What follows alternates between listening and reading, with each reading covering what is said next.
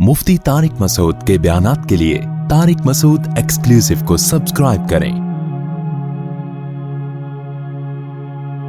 Tariq Masood exclusive.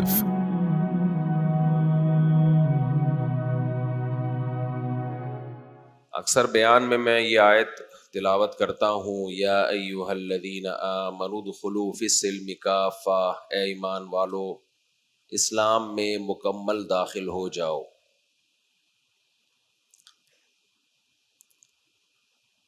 ये बहुत जामे आयत है। आज हमें लोग जुज़वी तौर पर तो मुसलमान नज़र आते हैं, लेकिन मुकम्मल इस्लाम की पाबंदियों को फॉलो करने वाले बहुत कम लोग हैं।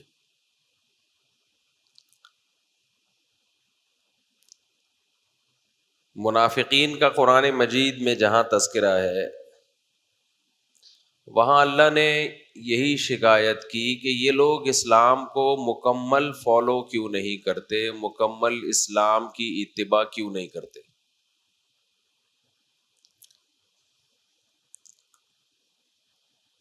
और फिर अल्लाह ने ये शिकायत की कि इनको ये डर है कि अल्लाह और उसके रसूल इनके साथ जुल्म करेंगे, यानी इस्लाम कोई ऐसा हुक्म दे देगा जो इन पे जुल्म होगा।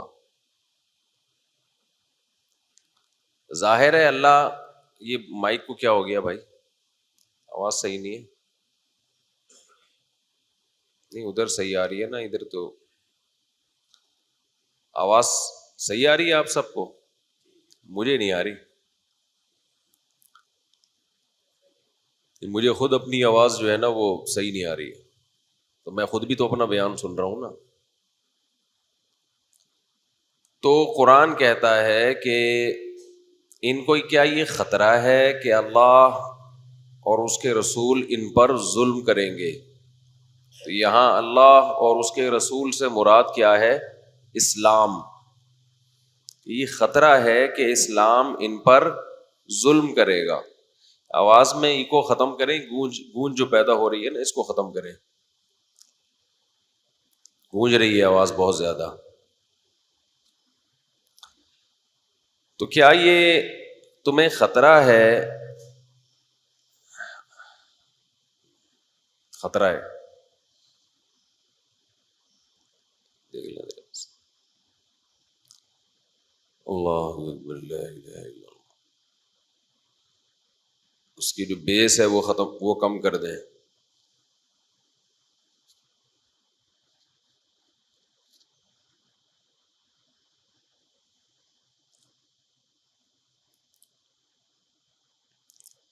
तो क्या तुम्हें इस बात का खतरा है, खौफ है, खतरा नहीं बल्कि तुम्हें खौफ है कि अल्लाह और उसके रसूल तुम पर जुल्म करेंगे। यानी एक आदमी दिलो जान से किसी नजरिए को कबूल नहीं करता तो वो बीच में लटका होता है। तो हमारे यहाँ भी ऐसा ही है कि एज ए कल्चर तो हम मुस्लिम हैं, लेकिन दिलो जान से इस्लाम को कबूल नहीं किया जा रहा। उसके बड़े नुकसानात हैं, बहुत साइड इफेक्ट हैं। अपने बारे में ये मुहासबा करना चाहिए कि कौन सी बुराई ऐसी है जो मैं नहीं छोड़ रहा।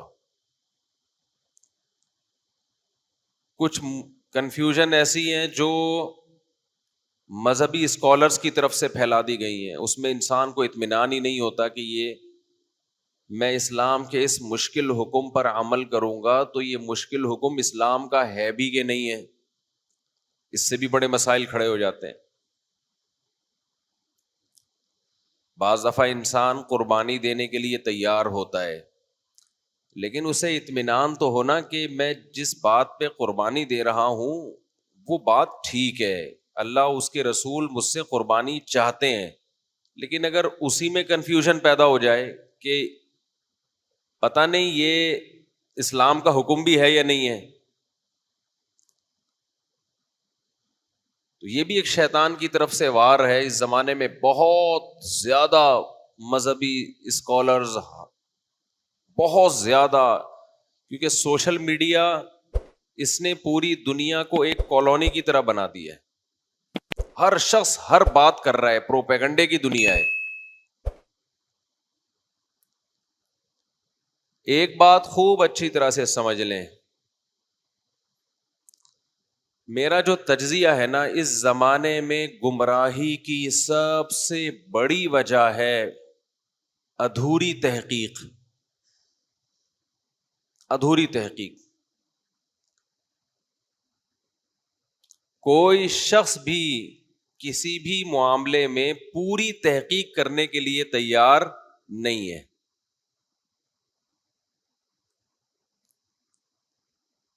ہمارے پاس دو ہی راستے ہیں, یا تو کسی چیز کے بارے میں مکمل تحقیق کرو,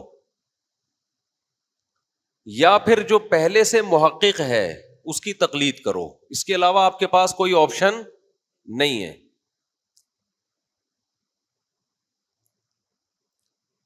ہمارے یہاں نہ تحقیق ہوتی ہے اور نہ کسی پڑھے لکھے کی تقلید ہوتی ہے.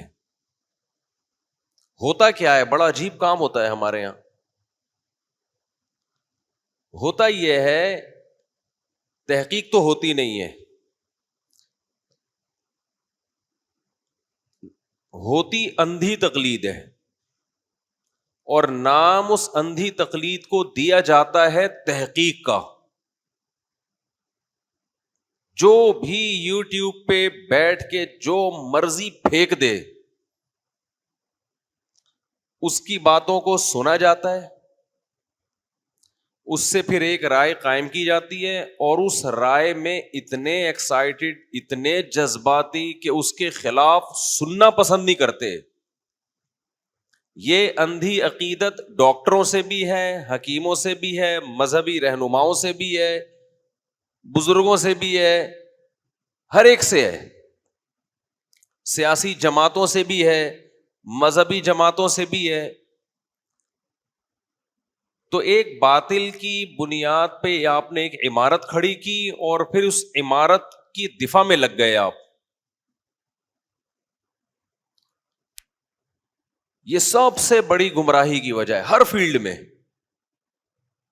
دوسرا, ہمارا بہت بڑا مسئلہ یہ ہے کہ ہم میں سے کوئی شخص بھی یہ ماننے کے لیے تیار نہیں ہے کہ مجھے کچھ نہیں آتا. یہ ماننے کے لیے تیار نہیں ہے. میں بھی مثالوں سے بات کو انشاءاللہ سمجھاتا ہوں. اس طرز عمل کا نتیجہ کیا نکلا ہے کہ درست تجزیہ کرنا, درست فیصلہ کرنا یہ ممکن نہیں رہا ہے جب آپ کا طریقہ ہی غلط ہوگا. اور جب درست راستے تک پہنچنا ممکن ہی نہیں رہا تو پھر انسان کنفیوژن کا شکار ہوتا ہے, اس درست راستے پہ چلنے کے لیے قربانی دینے کے لیے تیار نہیں ہوتا, کیونکہ اس کو خود احساس ہوتا ہے کہ میری پوری عقیدت اور نظریے کی جو بنیاد ہے وہ جذبات پہ قائم ہے, دلائل پہ قائم نہیں ہے. وہ دلائل پہ قائم نہیں ہے.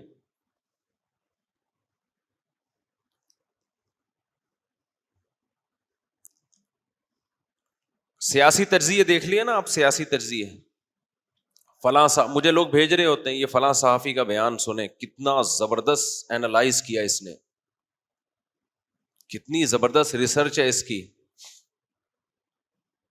وہ سمجھتے ہیں کہ مفتی صاحب یہ صحافی کو سن کے نا مجھے بڑی شاباش دیں گے, یار خاندانی کام ہو گیا. تو میں ان کو جواب دیتا ہوں کہ یہ صحافی جس شخص کے بارے میں تبصرہ کر رہا ہے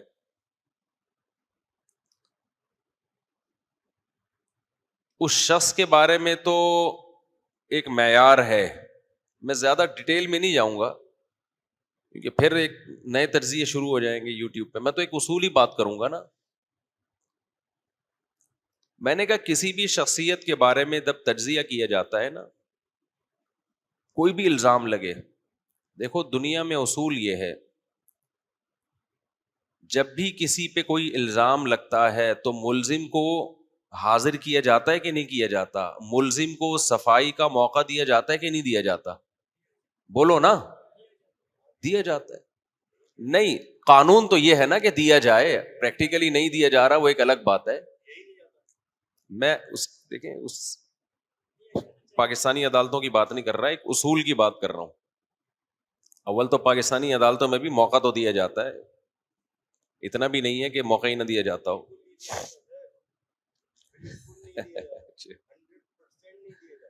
صحیح ہے صحیح ہے. حضرت ایسے نا اندھی لگ جاتی. یہ کہہ رہے ہیں کہ بالکل موقع نہیں دیا جاتا. اگر عدالتوں میں ایسا اتنی دھاندلی ہو رہی ہوتی ہے نا تو پورا نظام کی ایسی کی تیسی ہو چکی ہوتی. کوئی بھی اٹھ کے جاتا، ہم سے کتنے لوگوں کو دشمنی ہے، جا کے کیس دائر کر دیتا تو کیا کورٹ فوراً وارنٹ جاری کر کے مجھے اندر کر دے گی یا موقع دے گی؟ ٹھیک ہے دھاندلیاں بھی ہوتی ہیں، لفافے بھی جاتے ہیں، لیکن پوری دنیا میں کہیں بھی ایسا نہیں ہے کہ ایک شخص جائے اور صرف اس کے دعوے پر، اس کے بیان پر ملزم کو ملزم سمجھ کے اریسٹ کر دیا جائے.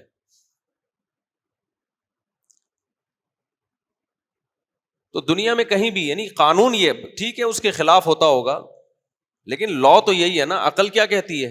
جس پہ بھی الزام لگا ہے جب تک اس سے خود نہ رابطہ کیا جائے یا اس سے اس کو موقع نہ دیا جائے، اس وقت تک اس الزام کو سچا ثابت نہیں مانا جاتا. لیکن آپ ٹی وی پہ دیکھ لو اینکروں کو، صحافیوں کو، فلاں ایسا ہے، فلاں ایسا ہے، فلاں ایسا ہے، فلاں ایسا ہے، فلاں یوں ہے، فلاں یوں ہے، فلاں سے پوچھتے ہی نہیں ہے. اچھا یہاں لوگ ایک بات بھی کہتے ہیں کہ ہمارا فلاں سے رابطہ ہی نہیں ہے، تم کیسے پوچھیں؟ بھائی ہم کیسے پوچھیں؟ تو دیکھو اگر آپ کا کسی سے رابطہ ممکن نہ ہو اور اس پہ الزام لگ رہا ہو اور آپ کہو کہ ہم کیسے پوچھیں، بالکل صحیح ہے کہ ہر شخص سے آپ کے لیے صفائی طلب کرنا ممکن نہیں ہے. اس کا حل یہ ہے کہ پھر آپ خاموشی اختیار کر لیں کہ یار ہمیں نہیں پتا یہ الزام ٹھیک ہے یا غلط ہے، کیونکہ ہمارے لیے تحقیق ممکن نہیں ہے. سمجھ میں آئی بات کہ نہیں آئی؟ دیکھو ایک آدمی آپ سے آ کے کہتا ہے کہ فلاں چور ہے،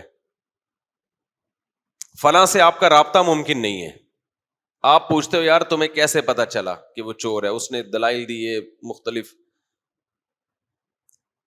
آپ کہو یار ہو سکتا ہے ان سب باتوں کا اس کے پاس کوئی جواب ہو. جس نے الزام لگایا وہ کہہ رہا ہے کہ بھائی آپ پوچھ کے دیکھ لو. آپ کہ میرا رابطہ ممکن نہیں ہے. کہا جب آپ کا رابطہ ممکن نہیں ہے تو جو میں کہہ رہا ہوں اس کو مان لو. تو مان لو گے کیا؟ کوئی قانون کہتا ہے مان لو؟ آپ کہو گے یار چونکہ میرا رابطہ ممکن نہیں ہے تو نہ میں آپ کو غلط کہتا ہوں نہ اس کو غلط کہتا ہوں، کیونکہ ہو سکتا ہے اس کے پاس کوئی دلیل ہو، مجھے تو نہیں پتا. آپ سچ بول رہے ہیں کہ وہ سچا ہے، لہذا میں اس بارے میں کیا کرتا ہوں؟ خاموشی. لیکن آپ قوم میں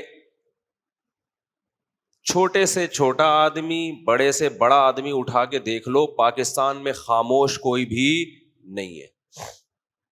ایک بندہ بھی خاموش نظر نہیں آئے گا کہ یار مجھے نہیں پتا صحیح کون ہے غلط کون ہے. ہر شخص کو سب کچھ معلوم ہے پاکستان میں.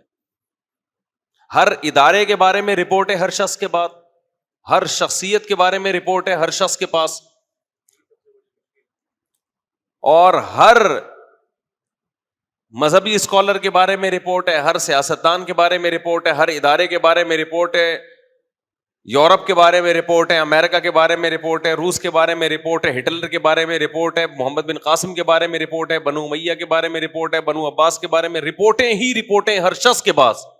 اور ایسے کانفیڈنٹ ہوتا ہے وہ اپنی رپورٹوں میں کہ جیسے اس پر وحی نازل ہوئی ہے اور جبریل نے اتر کے اس کو فلاں کے بارے میں بتایا ہے.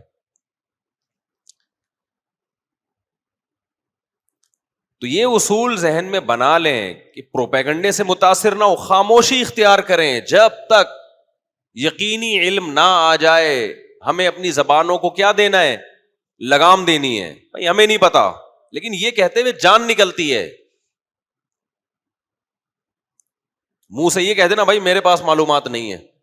مجھے لوگ آ کے پتہ نہیں کس بیسیوں قسم کے لوگوں کا واسطہ پڑتا ہے، مجھ سے کہتے ہیں نا، میں کہتا ہوں مجھے نہیں پتا، کہتے ہیں آپ کو نہیں پتا. تو بھائی ہمیں ہی نہیں پتا یار، ساری چیزیں ایک آدمی کو تھوڑی پتا ہوں گی. لیکن میں حیران اس پر ہوتا ہوں کہ مجھے نہیں پتا جو بیسیوں لوگوں سے ملتا ہے، اور آپ کو پتا ہے جو سارا دن میں کسی سے بھی نہیں ملتے، اس کو سب پتا ہے، اور ہمیں سمجھا رہا ہوتا ہے سر پہ مسلط ہو کے کہ یہ بیان دو آپ.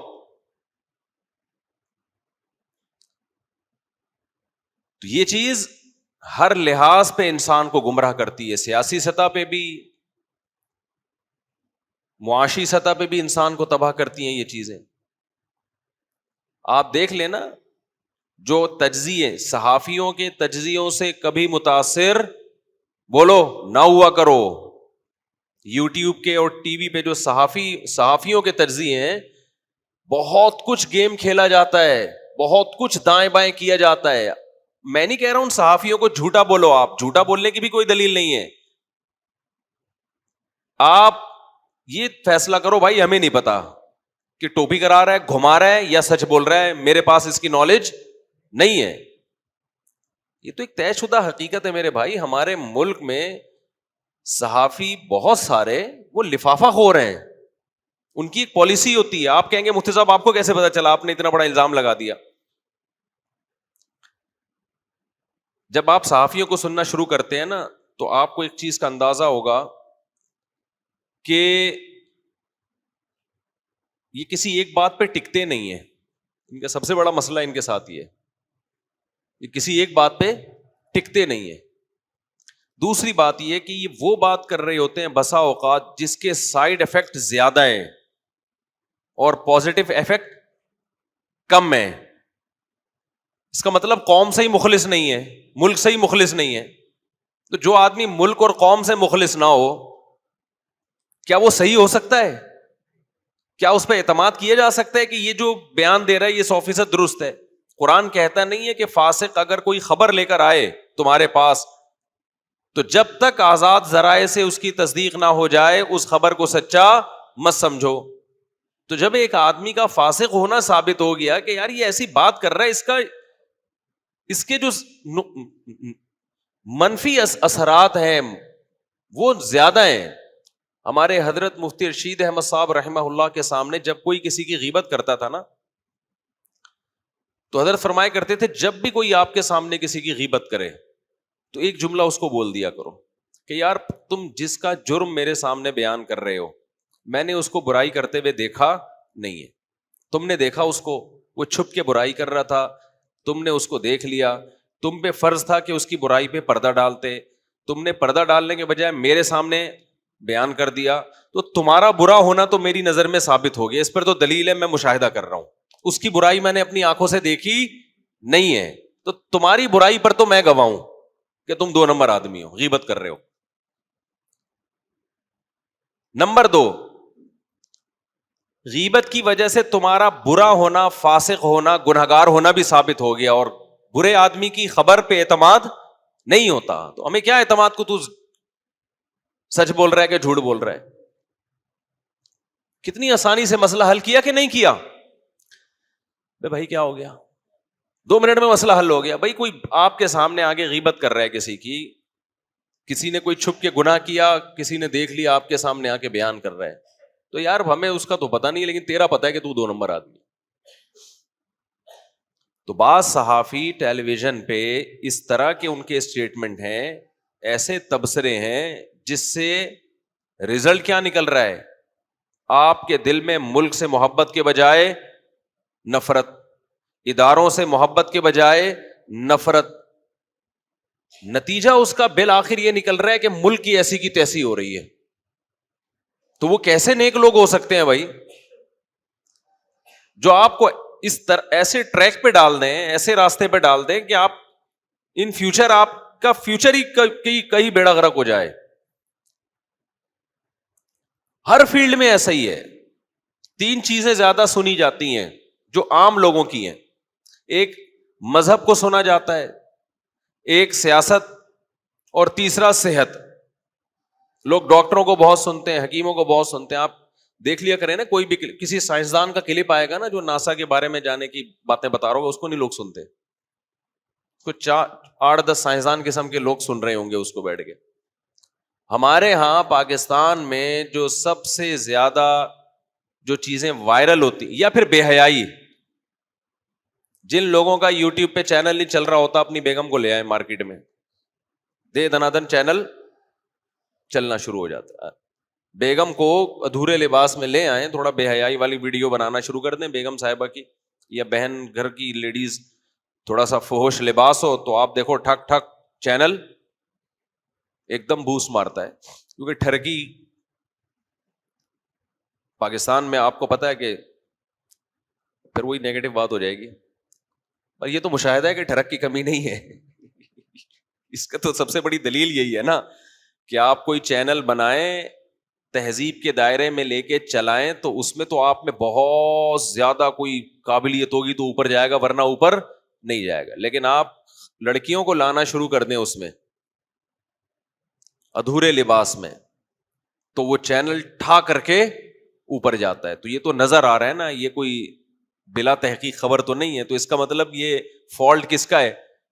قوم میں ٹھرکی بھی، میں نہیں کہہ رہا زیادہ تر ٹھرکی ہیں، لیکن کم نہیں ہے. بہرحال بہت بڑی تعداد ایک ٹھرکیوں کی پائی جاتی ہے.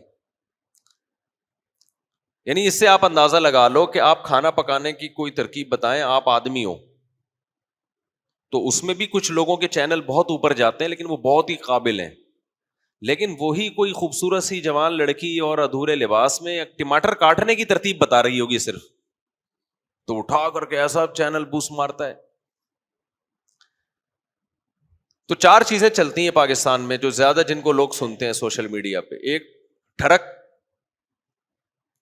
اس پہ تو میں تبصرہ نہیں کروں گا، وہ تو ناجائز ہے، اور اس کو لوگ ایک بات ہے کہ سمجھتے غلط ہیں کہ یار یہ کیا ہے، یہ غلط ہے. اس پہ کوئی تبصرے کی ضرورت نہیں ہے کہ اس کو، کہ میں اس کو کہوں کہ یہ غلط ہے. لوگوں کو پتا ہے کہ یہ کیا ہے، غلط ہے بھائی. دوسرا، سیاست، بہت زیادہ سیاسی تجزیے بہت سنے جاتے ہیں. تیسرا، میڈیکل سائنس، چاہے وہ طب یونانی ہو، حکیمی باتیں ہو، مورنگا کے، یہ کیا ہے مورنگا کہتے ہیں نا، یہ جو ہم نے بھی پودا لگایا مورنگا، اس کے بے پناہ فضائل، لہسن کے بے پناہ فضائل، ٹماٹر کے فضائل پر کوئی کلپ آ جائے تو بہت دے دنادن چلتا ہے. لیکن اس میں بس یہ ضروری ہے کہ فضائل اتنے ہوں کہ جو فضائل بیان کرنے والا ہے نا اس کو بھی نہیں پتا ہو کہ میں، یہ مجھے بھی نہیں معلوم، نہیں بس پھینکے جا رہا ہوں، تو وہ دے دنادن چلتا ہے. میڈیکل سائنس کے کلپ بہت چلتے ہیں ڈاکٹروں کے، تو مذہبی بہت چل رہے ہوتے ہیں، مذہبی. ان تمام شعبے میں جن میں ہمارے لوگ بہت زیادہ سوشل میڈیا کو سنتے ہیں، ان تمام شعبوں میں یہ فالٹ ہے کہ تحقیق، یا تو محقق کی تقلید کرو، کوئی ایسا ریلائبل ڈاکٹر ہے جس کا ڈاکٹر ہونا ثابت ہو جائے کہ یہ سمجھدار ڈاکٹر ہے، پھر وہ تحقیق پیش کر رہے ہیں، مان لو کہ یار صحیح کہہ رہا ہوگا. لیکن اگلے کا ہی نہیں پتا چل رہا آپ کو کہ یہ خود کتنا وزن ہے اس کا، پھر وہ تحقیق بھی پیش کر رہا ہے نا، تو آپ میں یہ صلاحیت نہیں ہے کہ آپ یہ پہچان سکو کہ یہ صحیح تحقیق پیش کر رہا ہے یا غلط تحقیق. لوگ کہتے ہیں ریفرنس، حوالے، یار کسی بھی کتاب میں لکھ کے کچھ بھی پیش کر دو حوالہ ہی بن جاتا ہے، وہ عوام کو کیا پتا چلے گا کہ کیا ہے یہ. ایک صاحب مجھ سے کہنے لگے جنازہ کے بعد دعا، میں نے کہا ثابت نہیں ہے نماز جنازہ کے بعد دعا. کہہ رہے کسی کتاب میں لکھا ہے؟ میں نے کہا کتاب میں جنازے کے بعد دعا ہونا لکھا ہوگا تو ہم مانیں گے، نہیں ہونا لکھا تو کچھ بھی نہیں ہوتا. ایسے تو بہت ساری چیزیں نہیں ہے دنیا میں. یعنی مینٹل لیول دیکھیں، دیکھو جب کسی چیز کا دعویٰ کیا جاتا ہے نا تو اس کا ہونا ثابت کیا جاتا ہے، اس کا نہ ہونا ثابت نہیں کیا جاتا. سمجھ میں آ رہی ہے بات؟ میں ایک مثال اکثر دیتا ہوں نا، میں کہتا ہوں یہ زید نے میرے پیسے چوری کیے ہیں، اور کورٹ میں لے گیا میں اس کو کہ جی زید صاحب نے میرے پیسے چوری کیے ہیں. کورٹ کہے کہ تم یہ ثابت کرو کہ تم اس نے چوری کی ہیں.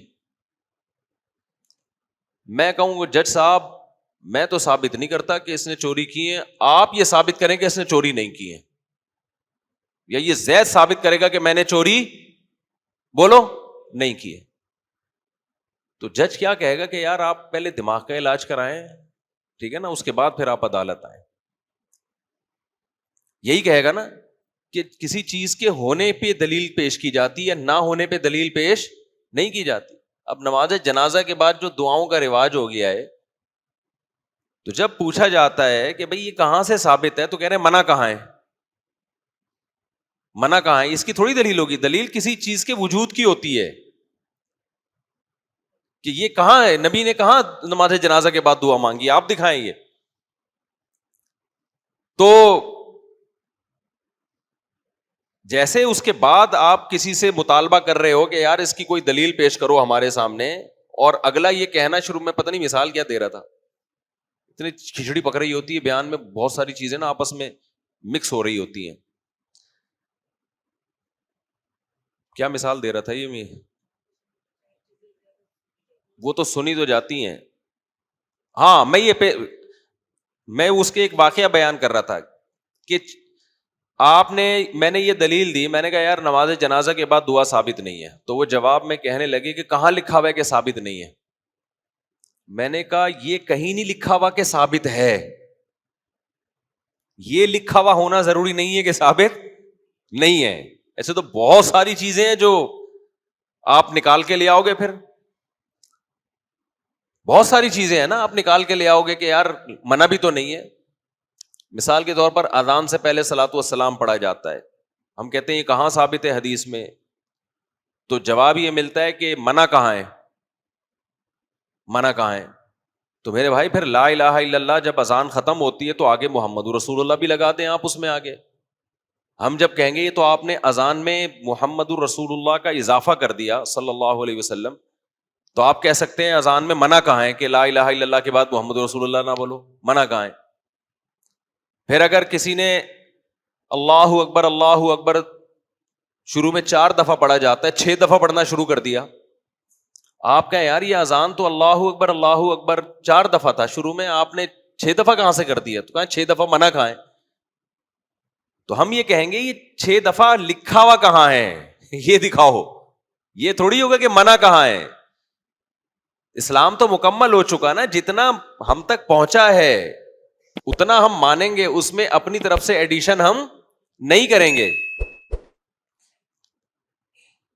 تو اب اگر کوئی شخص کوئی ریسرچ, ہاں مجھ سے وہ کہنے لگے لکھا ہوا کہاں ہے. جب میں نے یہ مثال دی نا, میں نے کہا جب کوئی چیز ہوتی ہے تو اس کے ہونے کا ثبوت پیش کیا جاتا ہے, نہ ہونے کا ثبوت پیش نہیں کیا جاتا. لیکن وہ مصر رہے کہ نہیں جی کسی کتاب میں دکھائیں کہ جنازے کے بعد دعا ثابت نہیں ہے. لکھا ہوا ہے یا نہیں ہے, بار بار میں نے کہا ہاں لکھا ہوا ہے. کہہ رہے کہاں لکھا ہوا, میں نے کہا میں نے ابھی لکھا ہے گھر جا کے, یا نہیں لکھا تو گھر لے جا کے لکھ دوں گا, آپ کو دکھا دوں گا, دیکھو یہ کیا ہے, لکھا ہوا ہے. ہر چیز میں بغیر تحقیق, اور جو تحقیق کے اہل نہیں ہیں وہ اپنے آپ کو محقق کہتے ہیں, جو تحقیق کے اہل نہیں ہیں. پروپیگنڈا اتنا ہے, یہ جو آج کل کے 2 نمبر مذہبی اسکالرز آ رہے ہیں نا, یہ خوب سمجھ لیں, جب دلائل سے کسی کی بات کا جواب دیا جائے نا, ان میں اگر تحقیق کا مادہ ہوتا یہ خود درست ہوتے, تو ایک کام تو یہ کرتے کہ جب بھی کسی بات کا جواب دلیل سے دیا جاتا ہے, ان کی کسی بات کا جواب, تو اس پوری دلیل کو نقل کرتے کہ بھائی زبردست جواب آیا بھائی, پھر اس پہ اعتراض کرتے کہ اس جواب میں یہ کمزوری ہے. لیکن میں نے جتنے مذہبی اسکالر یوٹیوب پہ 2 نمبر دیکھے ہیں, ان میں ایک بھی حق پرست نہیں ہے. جب ان کی تحقیق کے خلاف تحقیق پیش کی جاتی ہے نا, وہ اس تحقیق کو پبلک کے سامنے لاتا ہی نہیں ہے. اس کا مطلب وہ اپنا نظریہ تھوپنے پہ لگے ہوئے ہیں, وہ خود تحقیق نہ کرنا چاہتے ہیں, نہ لوگوں کو سیدھا راستہ دکھانا چاہتے ہیں. ورنہ بتاتے نا کہ یار زبردست بات سامنے آ گئی, تو میرا تو نظریہ غلط ثابت ہو گیا, تو میں تو چونکہ حق کا متلاشی ہوں, لہذا یہ دیکھو یہ زبردست بات میرے سامنے آ گئی ہے. لیکن جتنے 2 نمبر مذہبی اسکالرز ہیں جن کا علماء سے لنک نہیں ہے, وہ سب میں یہ چیز آپ کو کامن نظر آئے گی کہ جب ان کی بات کا جواب دیا جائے وہ اس کو غائب کر دیتے ہیں, پی جاتے ہیں. اس کا مطلب وہ تحقیق نہیں کرنا چاہتے. ہم دارالعلوم کورنگی میں تھے, میرا متعدد مرتبہ دارالعلوم کورنگی میں بڑے علماء کی جوتیوں میں بیٹھنے کا ہمیں موقع ملا مجلس تحقیق میں. میں نے وہاں ایک چیز نوٹ کی, جتنے بڑے سینئر علماء تھے ان کا جب کوئی موقف ہوتا, ان کی ایک رائے تھی کہ یہ جائز ہے یا ناجائز ہے, جو بھی رائے تھی, تو جب کوئی سامنے ان کی رائے کے مخالف بات کرتا تو کان لگا کے بڑے غور سے سنتے اس کو, ایسے سنتے جیسے بالکل ایسے بن جاتے جیسے ہمیں کچھ نہیں آتا, اور اتنے غور سے اس لیے سنتے تاکہ ہو سکتا ہے بھائی سامنے والا کوئی ایسی دلیل پیش کر رہا ہو جس پر ابھی تک ہماری توجہ نہ گئی ہو.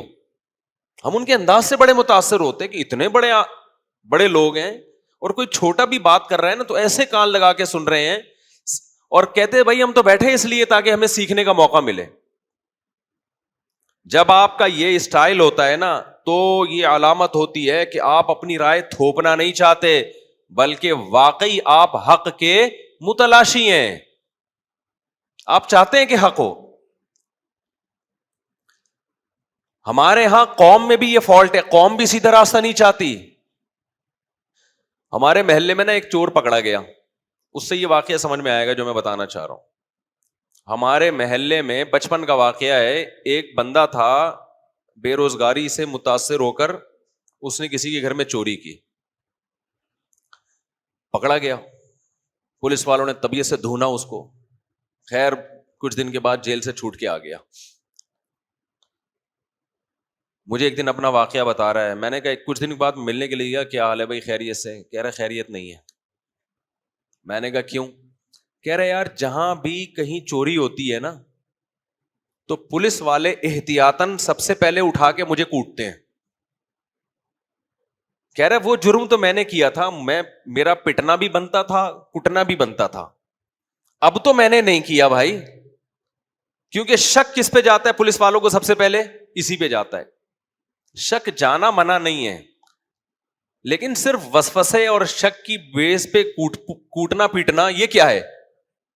اب مجھے نہیں پتا وہ صحیح کہہ رہا تھا غلط کہہ رہا تھا, بظاہر تو لگ رہا تھا کہ صحیح کہہ رہا ہے کیونکہ جس طرح سے وہ غمزدہ بیٹھا ہوا تھا. کہہ رہے یار پورے محلے میں کہیں چوری ہو تو احتیاطاً مجھے لا کے پہلے چترول لگائے جاتے ہیں کہ تو نے تو نہیں کیے, جب ثابت ہو جاتا ہے میں نے نہیں کیا چھوڑ دیتے ہیں مجھے. پھر کہہ رہے کہیں چوری ہو تو پھر مجھے اٹھا کے پہلے میرے چترول لگتے ہیں, بھائی تو نے تو نہیں کیا. کہہ رہے یار میں واجب الچترول بن گیا ہوں, میں تو بلا وجہ پٹ رہا ہوں میں. اگر بالفرض پولیس والے ایسا کر رہے تھے تو صحیح کر رہے تھے غلط کر رہے تھے؟ غلط کر رہے تھے نا. اب میں اگر پولیس تھانے میں جا کے کہتا یار کیوں بلا وجہ ایک آدمی کو کوٹ رہے ہو, کہتے ہیں بلا وجہ نہیں, یہ پہلے چوری کر چکا ہے. ہم کہیں گے ایک دفعہ کیا ہے تو اس کا پٹنا بنتا ہے نا.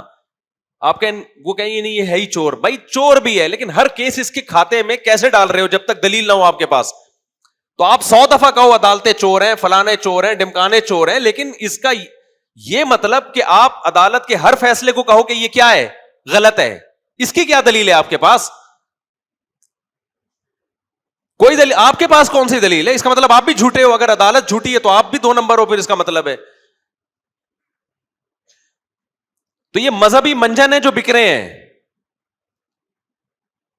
کسی پہ کچھ بھی بلی ڈال دو اور پھر اس پہ کورٹ کو بھی حق حاصل نہیں ہے کہ وہ آزاد طریقے سے وہ تجزیہ کرے کہ یہ الزام ٹھیک ہے یا غلط ہے. ہر آدمی کہتا ہے میرے حق میں فیصلہ آئے تو عدالت ٹھیک ہے, میرے اگینسٹ جا رہا ہے تو یہ امریکی غلام ہے, یہ چور ہے سارے کے سارے.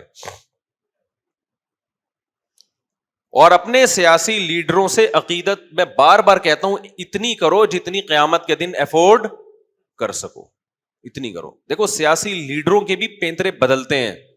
آج جس سے دشمنی ہے کل ہو سکتا ہے اس کے جگری دوستوں. آپ ایک سیاسی لیڈر کی محبت میں کسی دوسرے کو برا بلا کہہ رہے ہو, جہنمی کہہ رہے ہو, چور کہہ رہے ہو, فلانا کہہ رہے ہو, کل اس کا اس سے اتحاد ہو گیا, وہ تو چائے پیے گا اس کے ساتھ بیٹھ کر, آپ کس منہ سے اس سے ملو گے جا کے؟ کہتے ہیں کسی سے دشمنی اتنی رکھو جو فیوچر میں دوستی کرنی پڑے تو برداشت کر لو, اور دوستی اتنی رکھو کہ دشمنی کرنی پڑے تو دشمنی بھی افورڈ کر سکو. سمجھ میں آ رہی ہے بات کہ نہیں آ رہی ہے؟ تو اتنا آگے جاتے کیوں میرے بھائی؟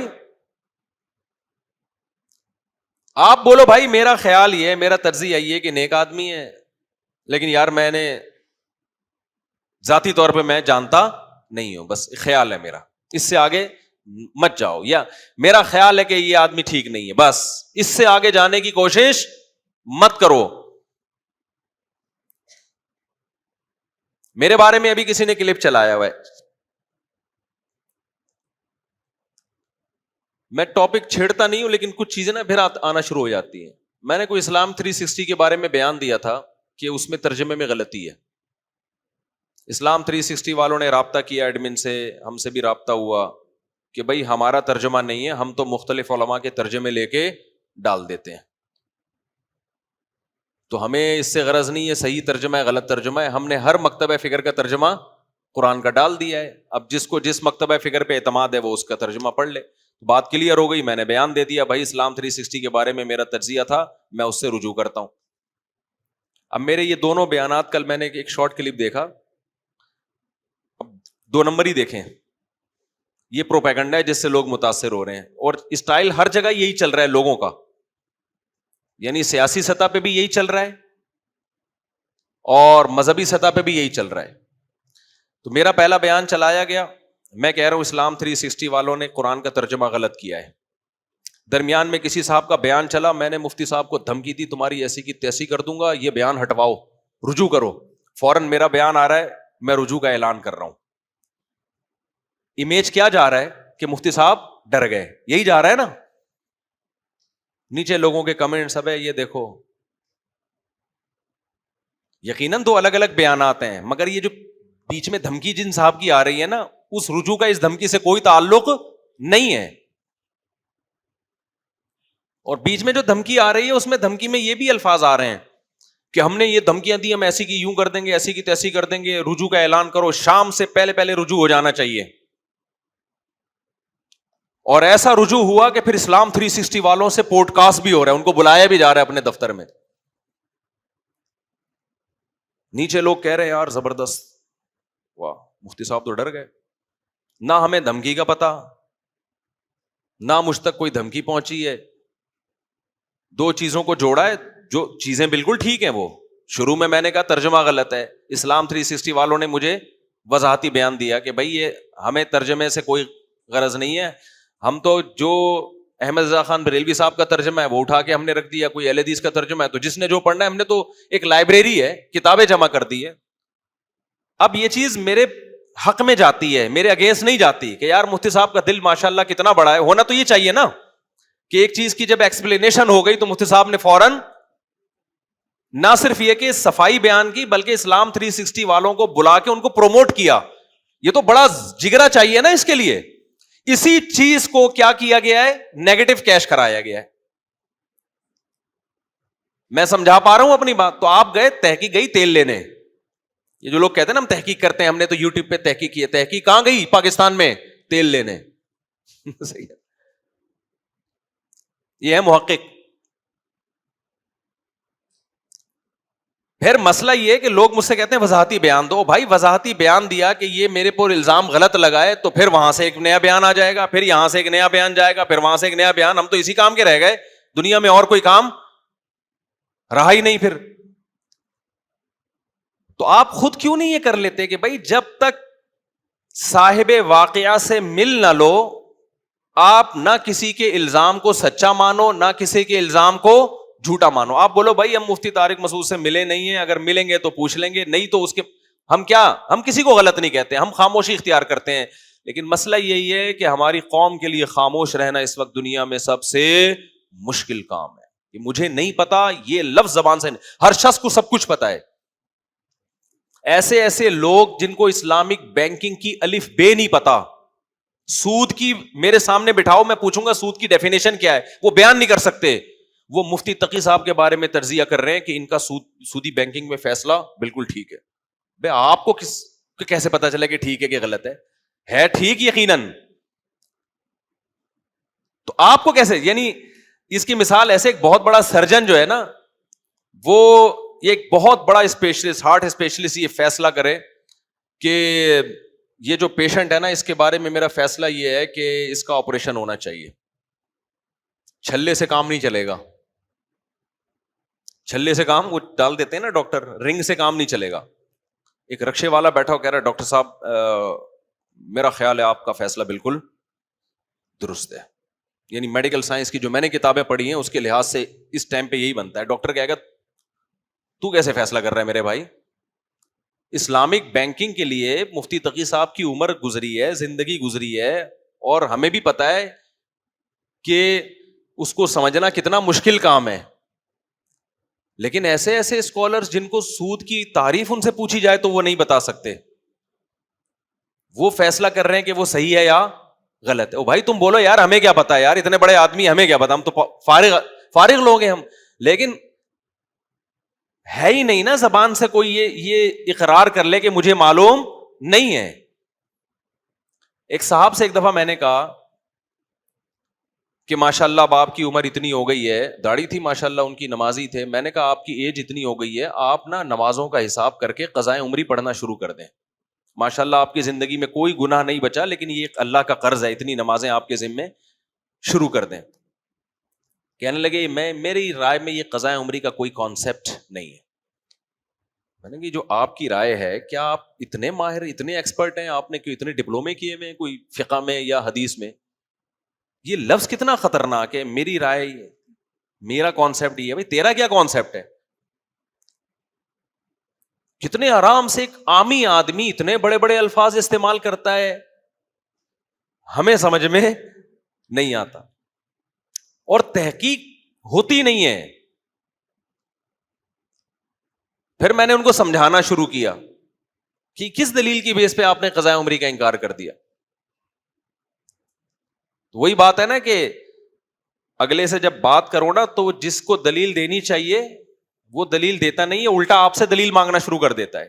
وہ کہنے لگے اس کی کیا دلیل ہے کہ قضاء عمری پڑھی جائے؟ میں نے کہا اس کی کیا دلیل ہے کہ اتنی نمازیں جب جمع ہو جائیں تو بغیر قضا کے معاف ہو جاتی ہیں؟ دلیل تو آپ کے ذمہ ہے. حدیث میں تو ہمیں ملتا ہے کہ جب بھی نبی صلی اللہ علیہ وسلم کی نماز قضا ہوئی ہے تو پہلے قضا پڑھی ہے آپ نے.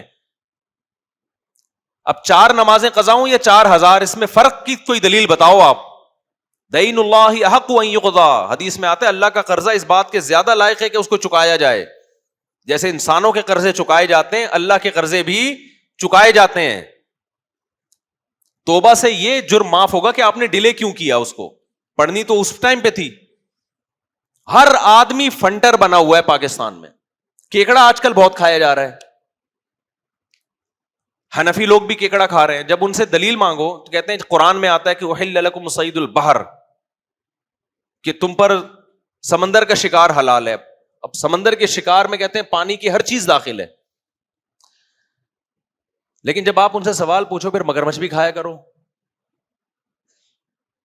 مگرمچھ پانی کا جانور ہے نا. جو کہتے ہیں کہ سمندر کا شکار حلال ہے تو وہ سمندر کا نہیں, پانی کا مراد ہے. اس سے پانی کی ہر چیز کیا ہے؟ حلال. تو جب ہر چیز ہے تو کچھوا بھی ہونا چاہیے, مگرمچھ بھی ہونا چاہیے. تو کہتے ہیں وہ مگرمچھ جو ہے نا وہ تو پانی میں 24 گھنٹے باہر بھی آتا ہے, تو کیکڑا کون سا 24 گھنٹے پانی میں رہتا ہے؟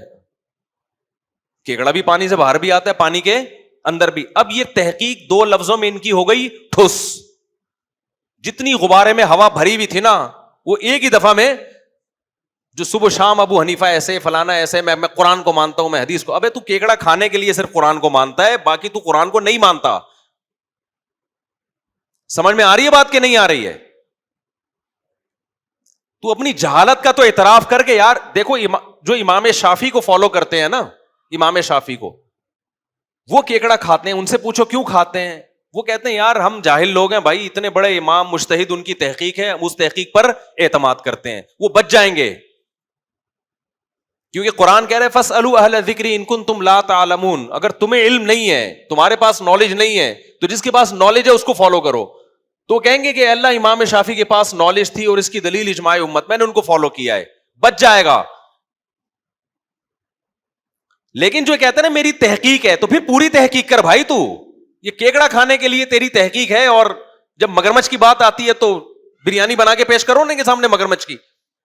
کچھوے کے انڈے, جیسے مرغی کے انڈے بک رہے ہو, آپ مارکیٹ میں کچھوے کے بکنا شروع ہو جائیں, پوری قوم سڑکوں پہ نکل آئے گی, ابھی کیا ہو رہا ہے.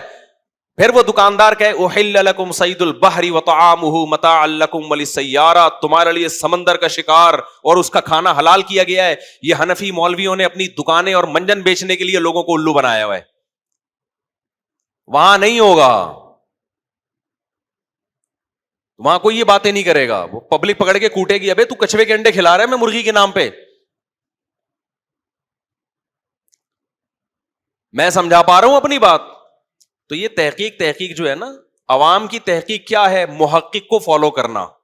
اور اگر تحقیق کرنی ہے تو پھر اس تحقیق کے سمندر میں گھسو, دونوں طرف کے دلائل دیکھو, دونوں طرف کے, ادھر بھی ادھر بھی, گھنٹوں گھنٹوں بیٹھو, اس کی بات بھی سنو, 1 گھنٹہ اس کی بات بھی سنو, پھر اس کے دلائل ادھر لے کے جاؤ, پھر ادھر کے ادھر لے کے جاؤ. اس طرح 6-7 مہینے کے بعد جا کے جو رزلٹ آئے گا وہ تحقیق کہلائے گی, اور اس میں بھی غلطی کا بہت امکان ہوگا, کیونکہ آپ اس لیول کے پڑھے لکھے نہیں ہو, اس میں بھی امکان ہوگا کہ آپ شاید غلطی پر ہو, ابھی بھی کہیں نہ کہیں فالٹ ہو رہا ہو آپ سے. تو لا ادری کہنا سیکھو, لا ادری کہ مجھے معلوم نہیں ہے, جب تک یقینی تحقیق نہ ہو جائے.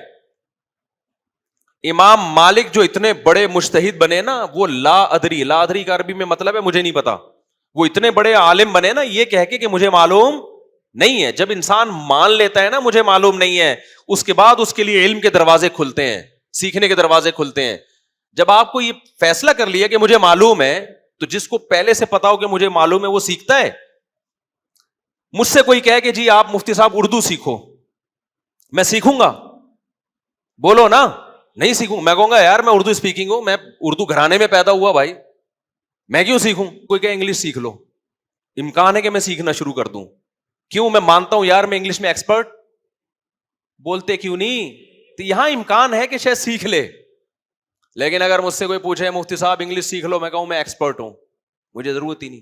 اور دلیل کیا ہے؟ دلیل یہ کہ مجھے انگلش آتی ہے, اور اس کی دلیل ہے this is a boy, this is a girl, اور دس از بیچ کا.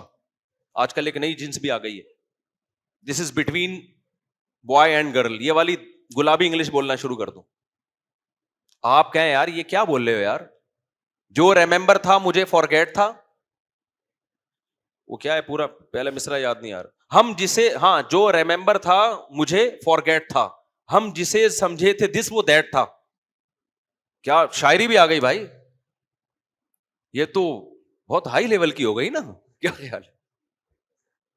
ہم جسے سمجھے تھے دس وہ دیٹ تھا. دماغ ایسا دہی بنی کہ جو ریممبر تھا وہ بھی فارگیٹ ہو گیا, اور ہم جسے دس سمجھ رہے تھے وہ دیٹ ہو گیا. تو اور میں دلیل دینا شروع کر دوں مجھے انگلش آتی ہے, تو یقیناً ایک جاہل آدمی سمجھنے لگے گا کہ واقعی آتی ہے.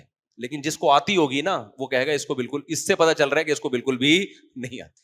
یہی ہو رہا ہے میرے بھائی, جو آج کل مذہبی اسکالرز آ رہے ہیں جو علماء سے ہٹ کر ہیں. ایک جاہل آدمی سمجھتا ہے یہ بہت پڑھا لکھے ہیں یہ لوگ, لیکن خدا کی قسم علماء کو پتا ہوتا ہے کہ ان تلوں میں تیل بالکل بھی نہیں ہے. ہم چھوٹے بچے تھے, ڈرامہ دیکھتے, ڈرامے نہ دیکھا کریں, بچپن کی کچھ چیزیں بتا دیتا ہوں میں, ایسا نہ ہو کہ دیکھنا شروع کر دیں جب مفتی صاحب نے ڈرامے دیکھیں تو پتہ نہیں یہ تو بہت ثواب ہوگا. بچپن کے ہمارے گھر میں ٹی وی نہیں تھا, اڑوس پڑوس میں جا کے دیکھ لیا کرتے تھے, اور اس زمانے کے ڈرامے بھی ایسے تھے, اس میں تو خواتین کے سروں پہ دوپٹے, ضیاء الحق کا دور تھا, وہ خواتین کے سروں پہ دوپٹے ہوتے تھے اور بڑے گھریلو لائف دکھائی جاتی تھی. تو اس ڈرامے میں یہ دکھایا کہ ایک باہر سے نا ایک لندن سے کوئی بندہ آیا کسی گاؤں میں, اور گاؤں میں دیسی لوگ ہوتے ہیں. اب وہ باہر سے جب آئے تو انگلش کے الفاظ بہت استعمال کرتا تھا.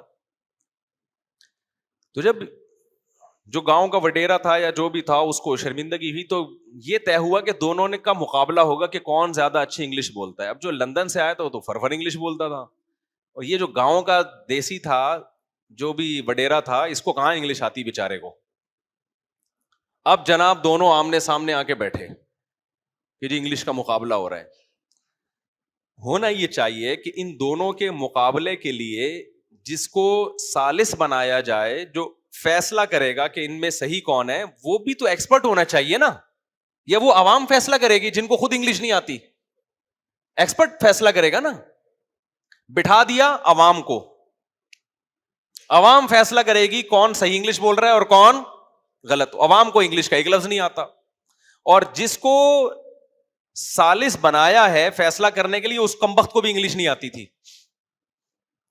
اب دونوں کے مقابلے شروع ہوئے نا, یہ پورے انگلش میں پورے الفاظ بول رہا ہے. الفاظ کے دوران اس نے جگ کا لفظ استعمال کیا, اور گلاس کو انگلش میں گلاس ہی کہتے ہیں, جگ کو بھی جگ کہتے ہیں. وہ جو دیہاتی تھا نا اس نے آئیں بائیں شائیں مارنا شروع کر دی, ABCDFGHIJKLMNOPQRSTUVWXYZ, اس طرح کے نا بہت لمبی فضول قسم کی 1 2 3 4 5 6 7 8 9 10 11 12 13 14 15 16 پھینک رہا ہے. لوگ کہہ رہے ہیں یار کیا انگلش ہے یار. آخر میں فیصلہ یہ ہوا کہ یہ جو لندن سے آیا ہے نا, اس نے 2 الفاظ اردو کے استعمال کیے ہیں, ایک جگ اور ایک گلاس. اس لیے یہ ہار گیا اور اس نے ایک لفظ بھی اردو کا استعمال نہیں کیا. سمجھ رہے ہو کہ نہیں سمجھ رہے؟ تو یہ جو عوام کہہ رہی ہوتی ہے نا وہ فلاں اسکالر بھائی کیا تحقیق لے کر آیا ہے بھائی، او بھائی جان یہ علماء سے پوچھو. یہ کس سے پوچھو؟ علماء سے پوچھو. لوگ فوراً جواب کہتے ہیں ابے علماء تو منجن بیچ رہے ہیں. یار سارے منجن بیچ رہے ہیں، سارے غلط ہیں، اور جس کے بارے میں آپ یہ فیصلہ کرنے جا رہے ہو اور خود فیصلے کے اہل بھی نہیں ہو، آپ کو خود بھی نالج نہیں ہے، وہ چند لوگوں کے بارے میں آپ نے کہہ دیا کہ یہ ٹھیک ہے، جن کے بارے میں آپ کوئی کرائٹیریا نہیں، کوئی معیار نہیں آپ کے پاس. تو کیسا قیامت نہیں آئے گی تو اور کیا ہوگا؟ تو کنفیوژن پیدا نہیں ہوگی تو اور کیا ہوگا پھر؟ تو یہ پاکستان کا جو فیوچر ہے نا یہ بہت ڈینجر، ہر لحاظ سے، صحتوں کا بھی بیڑا غرق ہونے والا ہے، مذہب کا بھی بیڑا غرق ہونے والا ہے، سیاست کا تو ہو چکا ہے بیڑا غرق. سیاست میں جو ابھی اکھاڑ پچھاڑ چل رہی ہے اس کا تو پتہ نہیں کیا انجام ہوگا آگے چل کے. بھائی کوئی بھی سیاست میں صحیح ہو غلط ہو، نقصان کس کو ہو رہا ہے؟ کنٹری کو ہو رہا ہے نا، نقصان تو ملک کو ہو رہا ہے. تو پہلے ملک تو دیکھو نا یار، اپنے لیڈروں کو کیوں اتنی اس عقیدت محبت میں ہو گئے؟ آپ ریاست کو دیکھو، ریاست کا فائدہ کس میں ہے؟ لوگ کہتے ہیں یار یہ ہمارے حکمرانوں نے، اسٹیبلشمنٹ نے بیڑا غرق. ابے بھائی انہوں نے تو بیڑا غرق کر دیا، تم تو نہ کرو نا بیڑا غرق. ایک صاحب مجھے کہنے لگے ابے یہ لوگ تو باہر بھاگ کے اپنی، یہ تو ملک تباہ بھی ہو گیا، ان کو کیا فکر ہے، یہ تو باہر نکل جائیں گے. تو میں نے کہا اس سے تو اور زیادہ ہمارا فرض بنتا ہے کہ ملک کو بچائیں ہم، کیونکہ یہ تو باہر نکل جائیں گے، ہم کہاں جائیں گے؟ وہی ہے نا، ہمارے ایک دوست تھے، وہ کسی طوائفہ نے نا اس کو اشارہ کیا، مجھے اپنا واقعہ بتا رہے تھے. تو کہہ رہے میں چلا گیا. میں نے پوچھا جی کیا کام ہے؟ کہتی مجھے لے کے بھاگ جا. کہتے میں نے کہا میں تجھے لے کے بھاگوں گا، مجھے کون لے کے بھاگے گا؟ یعنی میں تجھے اگر شیلٹر دوں گا تو مجھے کون شیلٹر دے گا؟ تو بھائی اگر ہمارے حکمران ایسے ہیں کہ یہ ملک سے بھاگ جائیں گے، پھر تو ہمارے لیے اس ملک کو بچانے کی فکر اور زیادہ ضروری ہے نا. تو میرے بھائی میں کسی کو نہ گدھا کہہ رہا ہوں نہ کوئی انسان کہہ رہا ہوں، میں تو آپ کو صرف یہ بتا رہا ہوں کہ ہم نے کیا کرنا ہے، ہر سطح پہ مذہب کو بھی بچانے کی کوشش کرنی ہے. ایسے اسکالر جن کی وجہ سے لوگوں میں مذہب سے نفرت پیدا ہو رہی ہے، لوگ ایتھیسٹ ہو رہے ہیں. بعض اسکالرز کی تقریریں بڑی اٹریکٹیو ہوتی ہیں لیکن اس کا رزلٹ کیا نکل رہا ہے؟ آپ کو علماء سے نفرت. جب علماء سے نفرت تو اس کا آخر میں نتیجہ کہ آپ پھر کسی کے بھی نہیں رہتے، نہ اس اسکالر کے رہتے ہیں نہ علماء کے رہتے ہیں، کہیں کے بھی نہیں رہتے. آپ ایک ایسے بند گلی میں لا کے آپ کو چھوڑ دیا کہ اب آپ کے پاس نہ ادھر جانے کا راستہ نہ ادھر جانے کا راستہ. تو سیاسی سطح پہ بھی، صحت کے حوالے سے بھی، ہر جگہ پہ یہی کام ہو رہا ہے. تو آج سے نا دیکھو ایک کام کا عزم کر لو، جو میں اصل بتانا چاہ رہا تھا آپ، ایک کام کا عزم کر لو کہ جب تک کسی بھی معاملے میں مکمل تحقیق نہیں ہو جائے آپ زبان سے لفظ بولو نہیں نکالو گے. ہمارے حضرت کی عادت تھی نا، جب کوئی بیعت ہونے کے لیے آتا تو جو بڑے اہم گناہ ہیں جن کو سوسائٹی گناہ نہیں سمجھتی تھی، حضرت اس پہ بیعت لازمی لیتے تھے. حضرت اس پہ لازمی بیعت لیتے تھے کہ میں اس گناہ کو چھوڑوں گا. تو میں سوچتا ہوں کہ جب بھی کوئی میرے پاس آئے نا کہ میں مفتی صاحب توبہ کرنا چاہتا ہوں، اپنے گناہ بتا رہا ہوں، تو میرا یہ ارادہ ہے کہ میں اس سے لازمی اس پہ توبہ کرواؤں گا کہ جب تک کسی چیز کے بارے میں 100% تحقیق نہ ہو جائے لب کشائی بولو نہیں کرنی. یہ کہنا سیکھو کہ مجھے معلوم نہیں ہے. امام مالک کے پاس ایک شخص آیا، مسئلہ پوچھا اس نے، امام مالک نے کہا لا ادری، مجھے معلوم نہیں ہے اس کا جواب. پھر اس نے دوسرا مسئلہ پوچھا، امام مالک نے کہا اس کا جواب بھی مجھے معلوم نہیں. اس نے 36 سوال پوچھے، 36 کے 36 کے بارے میں امام مالک نے کیا کہا؟ مجھے اس کا جواب معلوم نہیں ہے. لیکن پہلے لوگوں کے ظرف بھی کیا تھے؟ بڑے تھے. اس نے فوراً جہالت کا فتویٰ نہیں لگا دیا کہ اب انہیں تو پتہ ہی نہیں ہے. بہت سی باتیں نہیں معلوم ہوتی انسان، لیکن وہ یہ کہنا سیکھے کہ مجھے معلوم نہیں ہے. ہمارے پاس دن رات کتنے مسائل آتے ہیں. میں اپنے چھوٹوں سے پوچھ رہا ہوتا ہوں یار یہ میرے ذہن میں اس کا جواب نہیں. اپنے شاگردوں سے یار ذرا بتاؤ اس کا کیا جواب ہے، تحقیق کرو اس.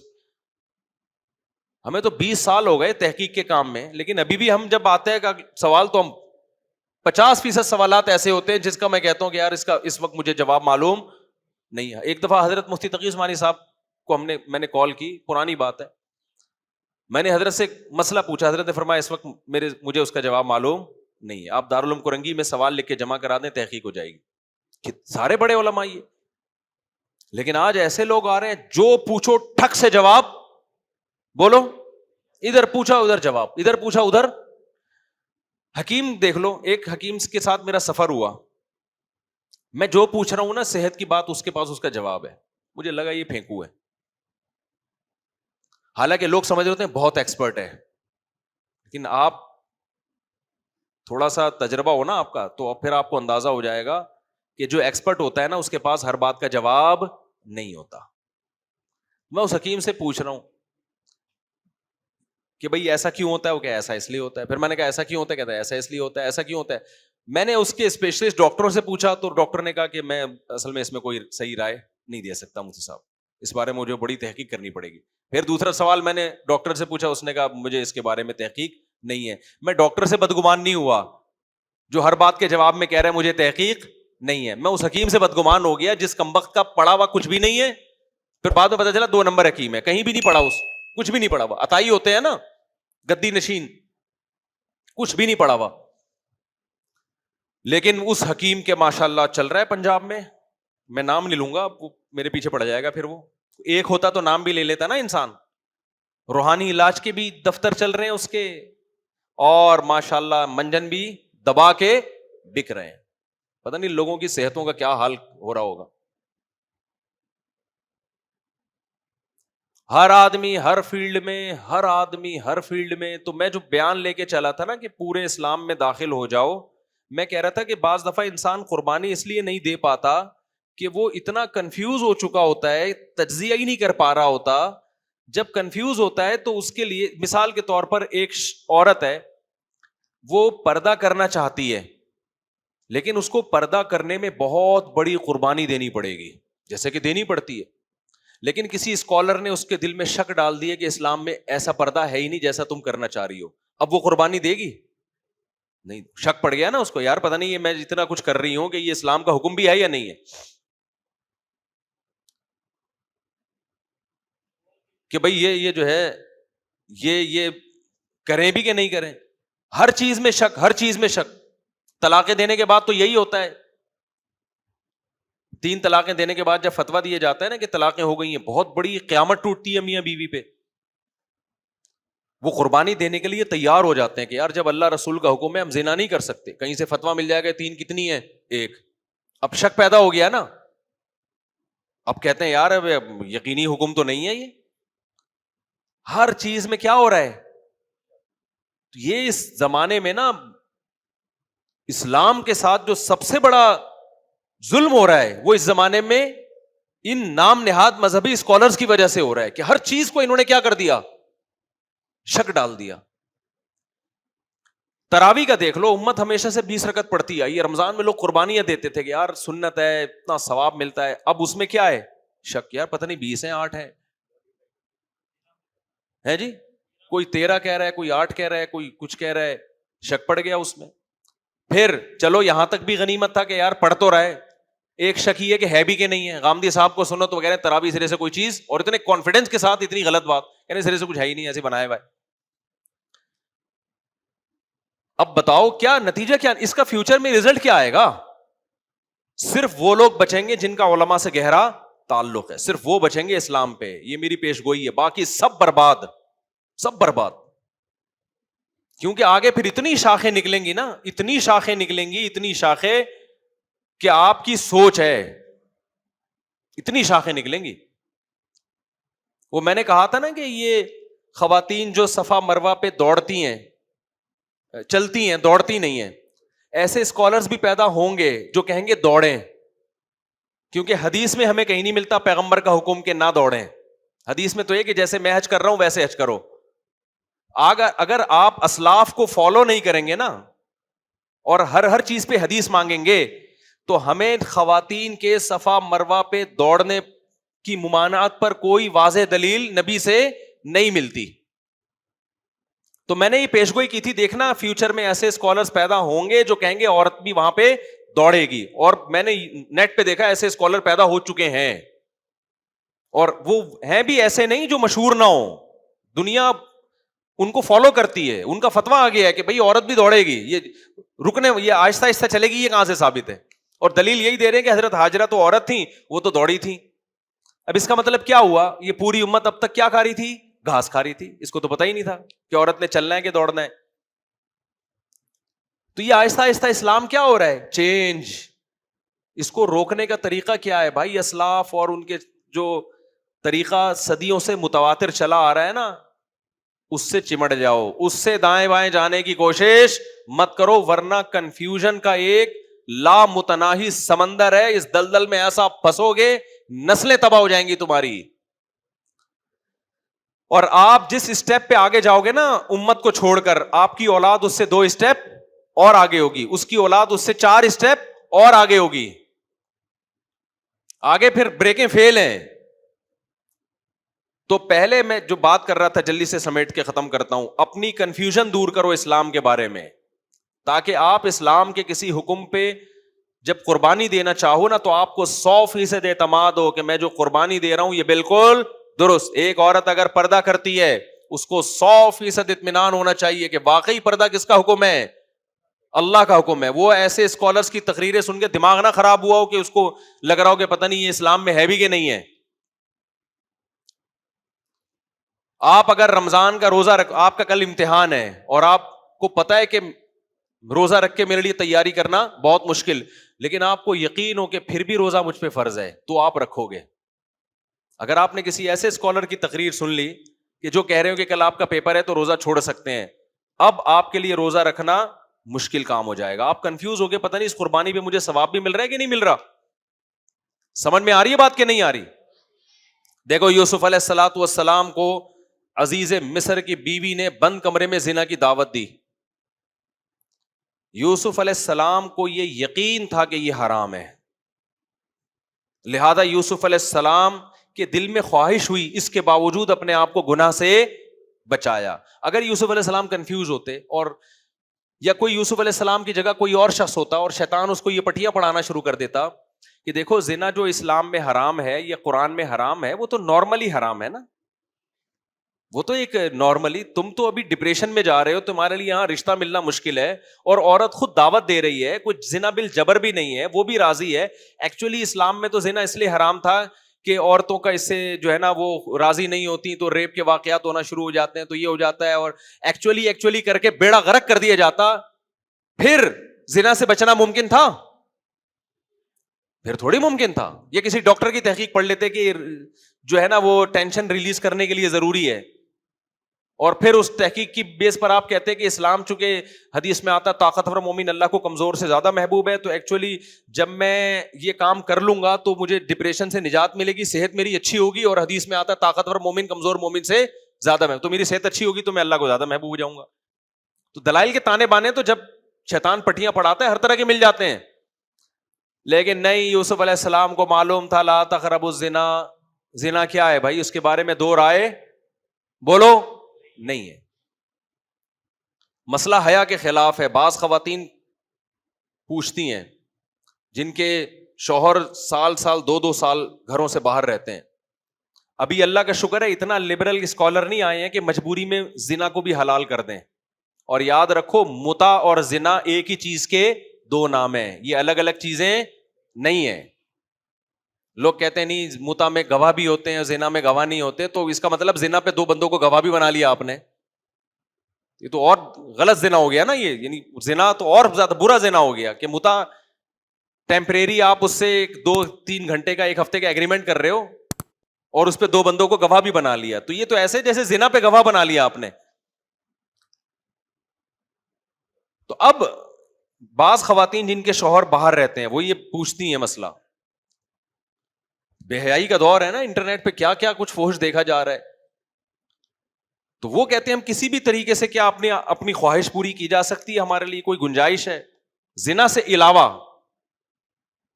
تو میں جب جواب دیتا ہوں بھائی یہ جائز نہیں ہے, آگے سے سوال ہوتا ہے پھر ہم کیا کریں بھائی, ہمارے تو شوہر ہی 2 سال کے بعد آتے ہیں. بھائی صبر کریں, اس کے علاوہ آپ کے پاس کوئی آپشن نہیں ہے. یہ شوہر سے لڑیں کہ شادی ہوئی ہے تو یہاں رہو. لیکن اگر ایک عورت کو کنفیوژن پیدا ہو جائے کہ ایسی مجبوری میں میرے لیے جائز ہے, تو پھر وہ قربانی نہیں دے. کوئی اسکالر آ کے کنفیوژن پیدا کر دے, تو مارکیٹ میں اسکالرز ہول سیل کے حساب سے میرے بھائی چل رہے ہیں. اس کا نقصان یہ ہو رہا ہے کہ ہر مسئلے میں کنفیوژن پیدا ہو رہی ہے, ہر مسئلے میں تردد پیدا ہو رہا ہے. اس کی وجہ سے آپ کو پھر موٹیویشن نہیں ملتی عمل کرنے کے لیے. تو ایسے لوگوں کو سننا چھوڑ دو جو آپ کو کنفیوز کر رہے ہیں. یہ جو کہا جاتا ہے نا سنو سب کو, یہ نعرہ صرف بتانے کی حد تک اچھا ہے, لیکن حقیقت یہ ہے کہ اگر آپ نے جو جس چیز کا اہل ہے, مثال کے طور پر میڈیکل سائنس کے بارے میں ڈاکٹروں کو سننے کے بجائے آپ نے سائنسدانوں کو سننا شروع کر دیا, تو کنفیوژن ہوگی کہ نہیں ہوگی؟ ہم کہہ رہے ہیں یقیناً سب کو سنو, لیکن ان سب کو سنو جو اس کے اہل ہوں. میڈیکل سائنس میں ایک ڈاکٹر کو مت سنو, 20 ڈاکٹروں کو سنو, لیکن ہونے تو ڈاکٹر چاہیے نا سارے. آپ نے کیا کیا, جو مکینک تھا اس کو بھی سننا شروع کر دیا آپ نے میڈیکل سائنس میں, تو وہ تو کنفیوز کرے گا آپ کو. جاہل حکیم کو سننا شروع کر دیا, وہ تو کنفیوز کرے گا آپ کو. تو مذہبی اسکالرز میں بھی ان کو سنو جو کیا ہیں, جو علماء ہیں. اگر آپ نے ہر ایک کو سننا شروع کر دیا جو عالم نہیں بھی ہے, تو سوائے ڈپریشن, کنفیوژن, بدگمانیاں, اس کے علاوہ آپ کو کچھ بھی حاصل نہیں ہوگا, اور آپ دین پہ نہیں چل سکتے, تباہ و برباد ہو جاؤ گے آپ. ہر چیز میں شک پیدا ہو جائے گا آپ کے. میں غامدی صاحب کے نا نیچے تبصرہ دیکھ رہا ہوتا ہوں, کچھ لوگوں نے لکھا ہوتا ہے ہمیں ہر چیز میں انہوں نے شک میں ڈال دیا, ہر چیز میں کنفیوز کر دیا. تو اللہ تعالی ہمیں پورے اسلام میں داخل ہونے کی توفیق عطا فرمائے. ایک تو یہ دعا کیا کرو, اور اے اللہ ہمیں ان لوگوں کے ساتھ جوڑ دے جو اسلام ایکسپلین کریں, ہمیں بتائیں کہ حقیقت میں اسلام ہے کیا, جو ہمیں اور الٹا کنفیوژن میں نہ ڈال دیں. اور 2-4 باتیں کر کے میں اپنے بیان کو ختم کرتا ہوں. دیکھو, اگر آپ جو کرنے کے کام ہے نا جس کو اسلام نے بہت زیادہ فوکس کیا ہے, ان کو فوکس کرو گے نا, تو اس زمانے کے فتنوں سے بچے رہو گے آپ. شیطان خالی دل میں جگہ دیکھ کے گھر بناتا ہے. اگر پہلے سے اس دل میں اللہ کی محبت ہے اور اس محبت کا عملی نمونہ بھی آپ بنے ہوئے ہو, تو پھر شیطان کو وہاں گھر بنانے کا موقع نہیں ملتا. تو میں آپ کو چند کام بتاتا ہوں, اس میں اگر آپ لگ گئے تو انشاءاللہ یہ جو فتنے آج کل کے آ رہے ہیں نا, ان سے آپ بچ جاؤ گے. اور وہ میں اپنی طرف سے نہیں کہہ رہا, اللہ میاں نے سب سے زیادہ فوکس 2 چیزوں کو کیا ہے قرآن میں عملی. ایک تو عقیدے کو فوکس کیا ہے, عقیدے کے بعد سب سے زیادہ فوکس کیا ہے نماز اور انفاق. کس کو فوکس کیا بھائی؟ نماز اور انفاق. کہ ایمان والے نماز پابندی سے پڑھتے ہیں, راتوں کو تہجد پڑھتے ہیں, دعائیں مانگتے ہیں, یہ جو عبادت ہے, آپ اپنے آپ کو عبادت میں کھپاؤ, تو آپ کے پاس تجزیوں کا, فالتو تجزیوں کا ٹائم نہیں ہوگا. دوسرا, انفاق فی سبیل اللہ, اللہ کی مخلوق پہ خرچ کرنا, خرچ کرنے کی عادت ڈالو. اس سے بھی کیا ہوگا, آپ کی صلاحیتیں صحیح جگہ پہ خرچ ہوں گی, پھر کماؤ گے بھی. جب آپ خرچ کرو گے تو کمانے کا بھی موقع ملے گا نا آپ کو. تو یہ 2 کام وہ ہیں جس کو اللہ اس کے رسول صلی اللہ علیہ وسلم فوکس کر رہے ہیں. اور اسلاف میں بھی یہی تھا. آپ اسلاف کی نمازیں دیکھو, کوئی یہاں ہاتھ باندھتا تھا, کوئی ہاتھ چھوڑ کے نماز پڑھتا تھا, کوئی رفع الیدین کرتے تھے, کوئی رفع الیدین نہیں کرتے تھے, لیکن ان سب کی نمازوں میں خشوع و خضوع تھا. سارے لمبی لمبی نمازیں پڑھتے تھے, نمازوں میں روتے تھے. بلکہ بعض اسلاف تو ایسے قول پہ بھی عمل کرتے تھے کہ جو اب بالکل متروک ہو چکے ہیں. اس قول پہ کسی نے بھی اس قول کو نہیں لیا, لیکن وہ بھی اس سوسائٹی میں چل رہے تھے. مگر فوکس کس کو کرتے تھے؟ خشوع و خضوع کو, نمازوں کی کثرت اور نمازوں میں خشوع اور خضوع. آج آپ کو نماز پڑھنے والے, نماز میں رونے والے مارکیٹ سے شارٹ نظر آئیں گے. رفع الیدین پر بحث کرنے والے آپ کو بہت ملیں گے. ہاتھ یہاں باندھے جائیں, یہاں باندھے جائیں, اس پہ پوری تقریریں, ایک دوسرے پہ کیچڑ اچھالنا اور ایسا اسلاف سے بدگمان کرنا, یہ آپ کو مارکیٹ میں ہول سیل کے حساب سے ملے گا. تو بھائی اللہ سے محبت پیدا کرو جس کام کے لیے ہم پیدا ہوئے ہیں. اگر آپ نے اپنے مقصد حیات کو فوکس کیا تو شیطان آپ کو دائیں بائیں نہیں لے جا سکتا. قرآن کہہ رہے وَإِخْوَانُهُمْ يَمُدُّونَهُمْ فِي الْغَيِّ إِنَّمَا سُلْطَانُهُ عَلَى الَّذِينَ يَتَوَلَّوْنَهُ. اللہ کہتے ہیں شیطان کا زور ان لوگوں پہ چلتا ہے جو شیطان کو دوست بناتے ہیں. کیا مطلب؟ جو رحمان کو دوست نہیں بناتے. اور رحمان کی دوستی وہ نمازوں میں ہے, وہ دعاؤں میں ہے, وہ تہجد میں ہے, وہ ذکر میں ہے. تو اپنے آپ کو عبادت میں کھپائیں, نماز روزے میں, نفلی روزوں کا معمول بنائیں. آج ہماری سوسائٹی میں نفلی روزے بالکل نکل گئے. پیر جمعرات کا روزہ سنت ہے, ایام 20 کا روزہ سنت ہے, 9-10 محرم کا روزہ سنت ہے. کہیں نظر آ رہا ہے آپ کو؟ بہت کم, نہ ہونے کے برابر. گھروں میں تلاوت کا معمول سنت ہے, کہیں نظر نہیں آ رہا. دعا نبی صلی اللہ علیہ وسلم کتنی دعائیں مانگا کرتے تھے. بعض دعائیں آپ کی اتنی لمبی ہیں کہ صحابی کہتے ہیں جتنی دیر میں سورہ بقرہ پڑھی جاتی ہے نا, اتنی دیر آپ صلی اللہ علیہ وسلم نے ہاتھ اٹھا کر دعا مانگی ہے. ہمارے یہاں ہے کوئی معمول؟ بس وہ ختم قرآن کے موقع پر ایک فارمیلٹی پوری ہوتی ہے. اچھا, دعاؤں میں کس طرح ورگلایا؟ وہ روحانی عاملوں نے دعاؤں سے ہٹا دیا. ہر چیز میں ایک باطل کام کر رہا ہے نا, صحیح راستے پہ چلانے کے بجائے آپ کو غلط. جو ٹائم آپ کا پریشانیوں کو حل کرنے کے لیے اللہ کے سامنے گڑ گڑانے میں لگتا تھا, وہ تعویذ گنڈوں اور روحانی ٹوپی ڈراموں میں لگ گیا. سمجھ میں آ رہی ہے بات کہ نہیں آ رہی؟ ایک صاحب مجھے کہنے لگے کہ میں یہ وظیفہ پڑھنا چاہتا ہوں, لا الہ الا انت سبحانک انی کنت من الظالمین, 100 دفعہ پڑھنا چاہتا ہوں, کیا میری پریشانی حل ہو جائے گی؟ میں نے کہا پڑھنے میں کوئی حرج نہیں ہے, میں اس کو ناجائز نہیں کہتا, لیکن یہ جو وظیفہ لیا گیا ہے لا الہ الا انت سبحانک انی کنت من الظالمین, یہ لیا گیا یونس علیہ السلام سے. تو یونس علیہ السلام نے یہ بطور وظیفے کی نہیں پڑھا تھا, یہ دعا مانگی تھی اللہ سے کہ اللہ میں تیری اجازت کے بغیر اپنی قوم کو چھوڑ کر آ گیا, جس کی وجہ سے مجھے سزا ملی کہ میں مچھلی کے پیٹ میں ہوں. تو اللہ لا الہ الا انت, تیرے سوا کوئی عبادت کے لائق نہیں, سبحانک تو ہر عیب سے پاک ہے, تو ظالم نہیں ہے.